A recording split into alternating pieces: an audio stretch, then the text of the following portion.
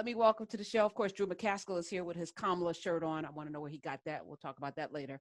Let me welcome the senator from the great state of Michigan, Michigan's 6th district, Senate district. Miss Senator, Erika with a K, Geiss. Welcome to the Karen Hunter Show. Thank you. Good to be here with you. Good to see you. I follow people on Twitter, and I'm looking for fire. I'm looking for folk who are about this life. And as I was following you, I was like, I need to talk with her about how we move in our communities and what we do to hold people accountable and what we do to build things. So before we get to that, I want to know, because this is a family affair, this politics thing. You were in the House of Representatives in the 12th district, I think, in Michigan, and now your husband sits in that seat, and now you're in the Senate. Talk about why you wanted to get into politics. So, well, actually, my husband sat in the seat before I did you on the House right, side. I'm sorry. Yeah. I'm sorry. And Michigan has term limits. We have some of the most restrictive term limits in terms of the state legislatures in the country. And this is relevant because it's how I got into politics. He was getting ready to be termed out, and there were some issues in our community that around education that I wanted to be able to address. I had been so we have 2 children, and since day one of my eldest kindergarten experience, and he's a 9th grader now, I was on the PTO at our school.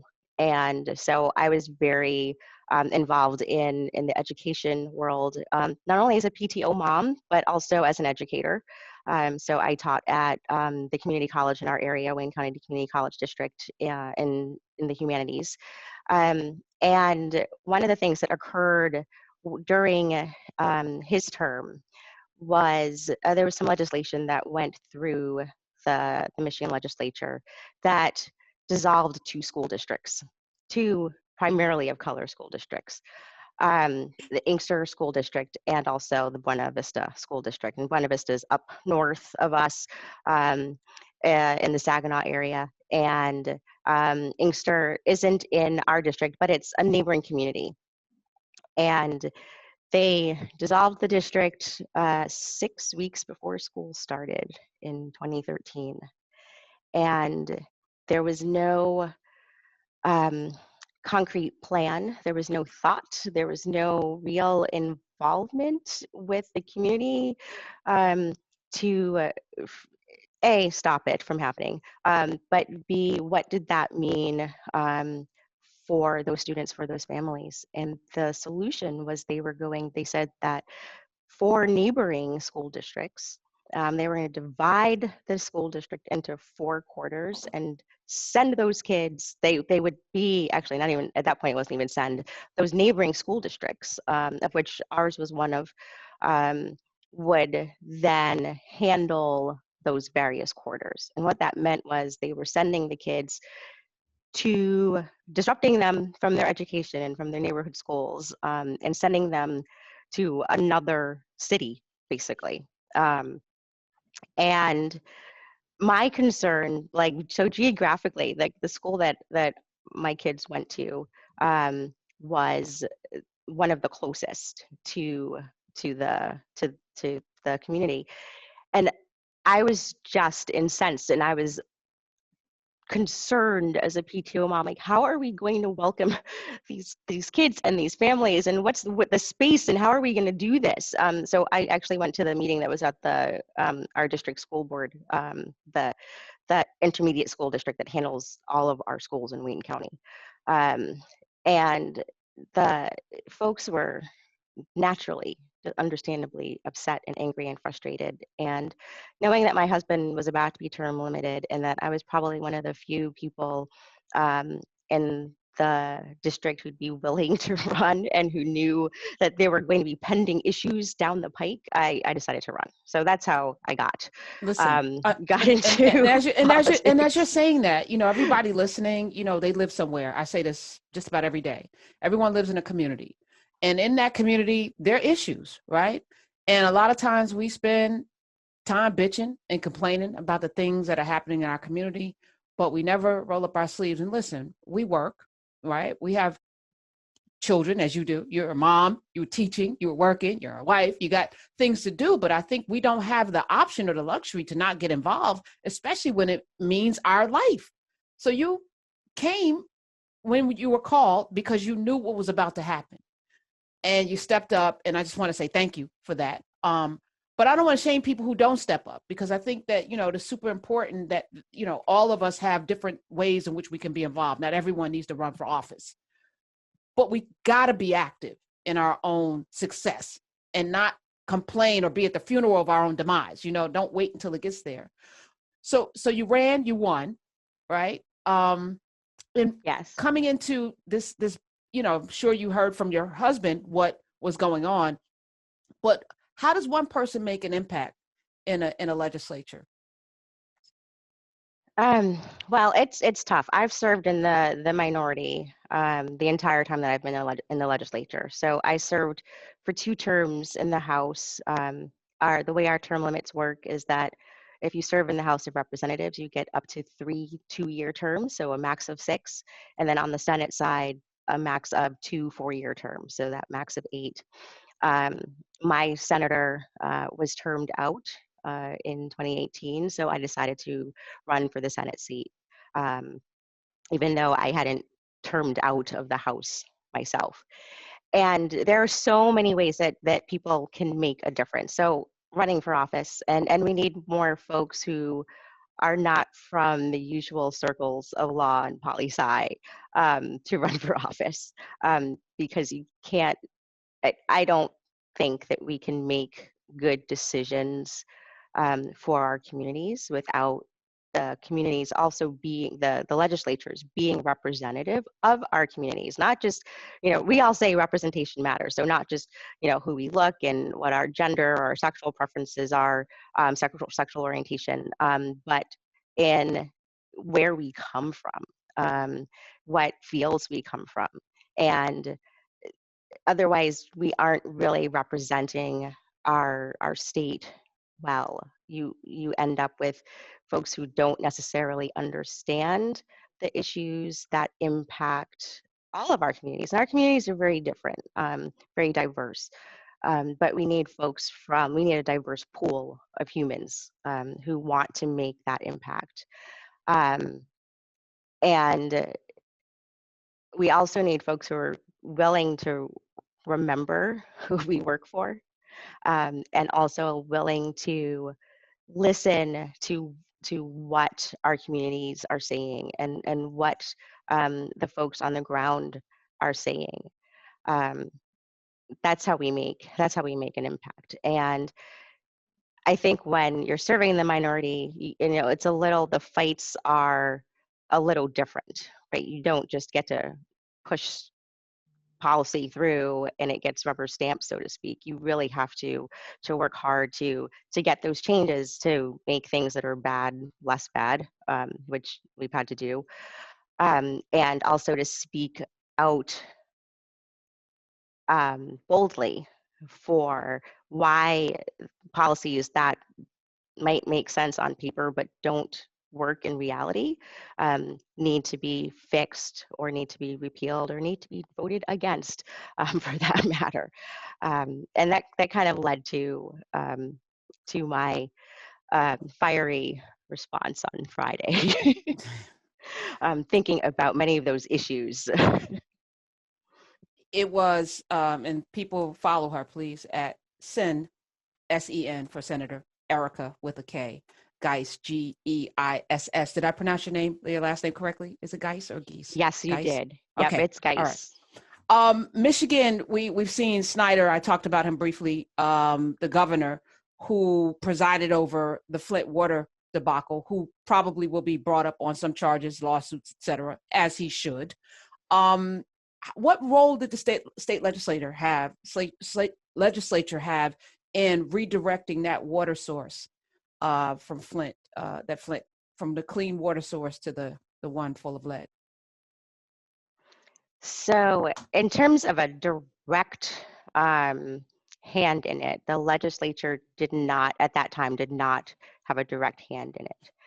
What the legislature did do years prior was it enacted an emergency manager law. It had been on the ballot, and the people voted down emergency managers um, for for communities that were in distress.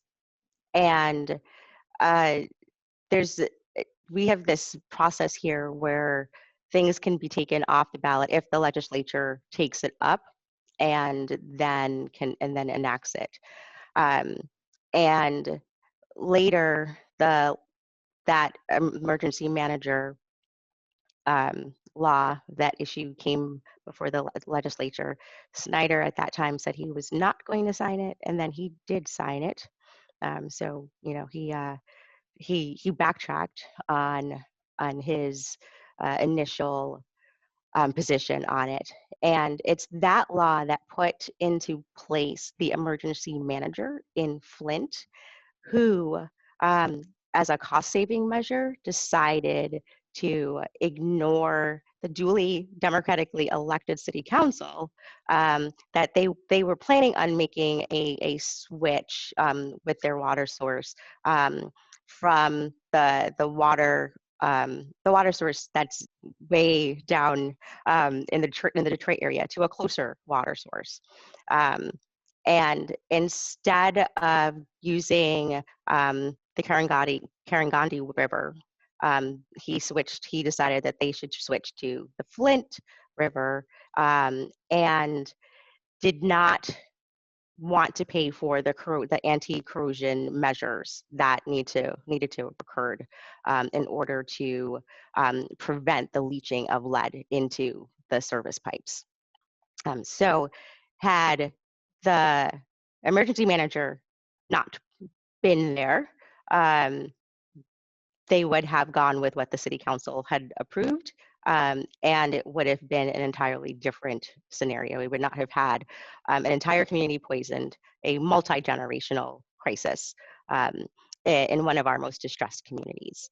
And there are some great folks. If you want to talk to do another segment on Flint, there are some great folks that I can direct you to Karen really Weaver. talk about it. Karen Weaver was a constant guest on the show during that, and this audience actually donated hundreds of showers to a high school where kids hadn't showered in a while, which was crazy to me, and to even imagine it. It's something we take for granted, most of us, to get up and clean yourself every day, but not to be able to use the water that's coming out of your pipes is unfathomable in America. We're not a third world nation, I want to have you on more frequently, because as we build the communities we want to live in, we need to have the folks who are the architects. And when your term limit is up, I know that there's other things that you're going to be doing. Someone tried to come for her on the 22nd, and it was a mistake. I'll just say that. And I love that, because to be passionate about the things that and not let people get away with their shenanigans is again, zero tolerance should be, again, a mantra for 2021 as well. We should not be tolerating nonsense. So I appreciate, or as you call it, tomfoolery. Drew McCaskill is here. Senator Geiss. Yes, go ahead. I introduced you. Hi. Hi, Senator.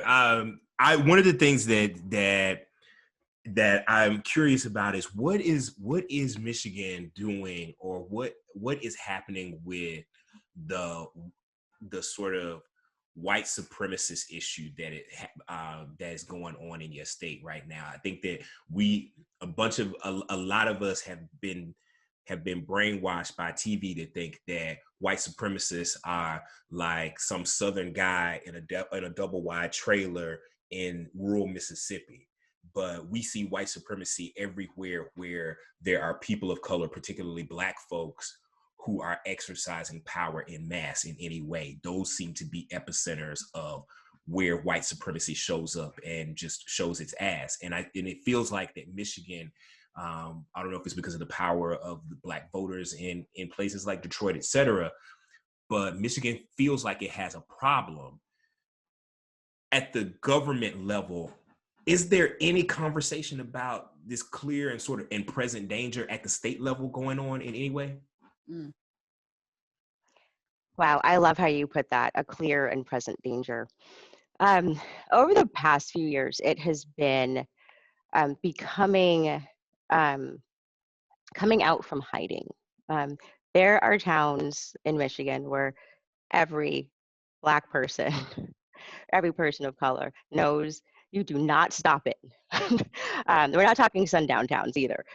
We're talking like, do not, make sure you are gassed up. Do not let your car break down on the way to some communities. And often we think of this idea of where the white supremacists, where the hate group enclaves are, as being out in the finger quote boondocks. But even I'm downriver, I'm in Taylor. A neighboring community this past summer was getting leafleted by the Klan. Um, and it, it's, it is, I'm sorry, not even this past summer, 2 summers ago. Um, Time has become a social construct that Yes. and that is very scary when it's that palpable, when it's that close to home, when it isn't just a warning of, make sure you don't go to these places. And then to see it happen at my place of work, at the Capitol, Mm-hmm. I expect lawmakers um, to have much more common sense and decorum than to bring it into where we work. These are folks, even when we disagree on issues, that we are supposed to be able to trust to be in the same space and same working environment in. Um, and so I'm sure you've seen that back in April of last year, April Mm-hmm. 24th of 2020. Um, uh, Shortly after we started masking because of the coronavirus, one of my colleagues came to work with a Confederate flag um, Mask. pattern on his face mask. Yeah. And um, the shock, the anger, the frustration, the pain, like all of the emotions. Um, it is very different than when you see it on someone's truck, when you see it on someone's pickup and they're driving, or you see the little front. We don't have front license plates that are your actual tab here in Michigan. We only have the rear tabs. So on their front plate, if they have the Confederate flag, because there is a contingent of folks who are from the South and who um, do view it Dukes of Hazzard style as their heritage, without recognizing what is imbued in that flag and its meaning and the terror and trauma that it was designed to instill on non-white people. Um, but to bring that into our workplace. And then on top of it, when it was addressed, and it was the media that first actually approached the senator about it. Um, they tried to walk it back. They tried to say that wasn't what it was. And then when we asked for apologies, when we asked for recognition that you have injured uh, a member of your chamber, you've injured an entire community. Nothing to Yeah. this day.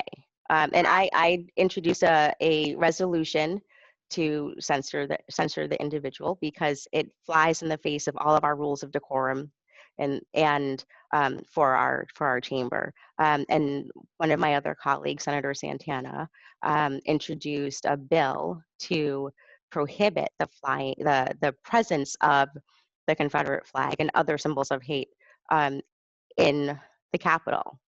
The bill never got a hearing. The resolution never came up for a vote. It has been thoroughly ignored. Um, and that is, and one of the ironic pieces about our chamber is that when you include all of the Black lawmakers and our lieutenant governor, we are 14% of the Senate, the state Senate. Black people in the state of Michigan are 14% of the population. So we are, percentage-wise, we are representing the entire Black community, rural, urban, suburban, everyone. And for it to be dismissed like it was nothing, like it was just a joke, and not even recognize the history when we were very clear about it, resolute about it, is disturbing, to say the least.